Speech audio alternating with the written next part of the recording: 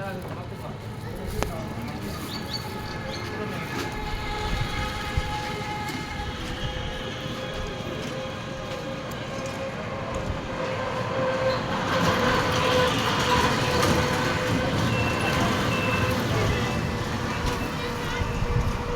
আছে, ঈদের সালামি দিতেই হবে। ঈদের সালামি কত দিতে হবে? এটা দিলে হয়ে যাবে। 100 টাকা দিতে হবে ঈদের সালামি। এটা বেশি দিলে হয় না? আরো 50 টাকা দেবো। আর 100 টাকা ঈদের সালামি নিলে হবে। তোমার আমি সালামি দিতে 500 টাকা। আব্বু, আমি তোমার 500 টাকা দিতে চাইছিলাম, তুমি 100 টাকা নিবা কেন?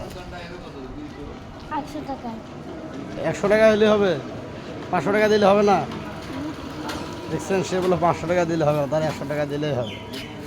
শুনছেন?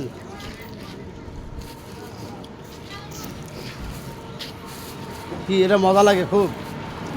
সেই মজা না? দেখেন দেখেন দেখেন দেখেন সে কীভাবে টানতেছে, দেখেন। বাহ বাহ বাহ।